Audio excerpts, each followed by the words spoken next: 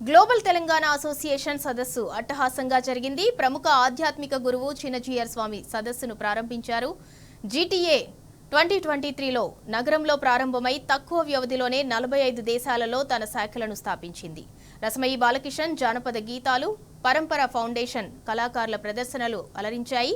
ఈ కార్యక్రమంలో శృంగేరి శారదాపీఠం 12వ జగద్గురువు శ్రీ విద్యారణ్య భారతీ స్వామి, కేంద్ర మంత్రి జి కిషన్ రెడ్డి, ఎమ్మెల్యేలు జగదీష్ రెడ్డి, సిహెచ్ మల్లారెడ్డి, గంగుల కమలాకర్, రామ్మోహన్ రెడ్డి, రాకేష్ రెడ్డి, అనిల్ రెడ్డి కుంభం హాజరయ్యారు.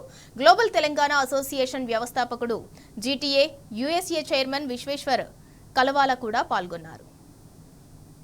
తెలంగాణ ఎన్ఆర్ఐస్కి వేదిక నిర్మాణం జరగాలనే ఉద్దేశంతోని మలిదశ ఉద్యమ కాలంలో తెలంగాణ భావజాలానికి బావుతకు సబ్బండ వర్గాలు సకల జనులు సామాజిక చింతనతోని ఆలోచించి ఎలా అయితే తెలంగాణ ఉద్యమంలో భాగస్వామ్యమయ్యామో అదే తెలంగాణ ఉద్యమాన్ని ముందుకు తీసుకెళ్తూ ప్రపంచంలో ప్రతి దేశంలో ఉన్న ఎన్ఆర్ఐలను స్పృశించాలనే ఉద్దేశంతోనే ఈ బ్రెయిన్ చైల్డ్గా తీసుకొచ్చిన సంస్థ ఇవాళ అమెరికాకు ఉండొచ్చు, ఆస్ట్రేలియాకు ఉండొచ్చు, వేరే వేరే దేశాల్లో ఉండొచ్చు, కానీ ప్రపంచాన్ని మొత్తం కలగలిపి ఏకైక ఒక బతుకమ్మ ఒక్కేసి పువ్వేసి బతుకమ్మ పేర్చినట్టు ప్రతి పువ్వుల కుప్పలాగా ఉన్నట్టు ప్రతి దేశంలో ఉన్న ఎన్ఆర్ఐస్ అందరూ కూడా కలవాలని, వాళ్ళందరికీ ఇది వేదికగా ఉండాలని, ఈ వేదిక ద్వారా మాతృభూమికి ఏదో రకంగా సేవ చేయాలని, అది అభివృద్ధి పథంలో ముందుకు తీసుకెళ్లాలని, వాటి అవకాశాలను కూడా అన్ని ఫలాలు కూడా ప్రజాపక్ష పాత్ర పోషించాలని, తెలంగాణ సమాజానికి ఒక నిర్ణయాత్మకమైన అవకాశం ఇవ్వాలని మొట్టమొదటి అంతర్జాతీయ సంస్థ గ్లోబల్ తెలంగాణ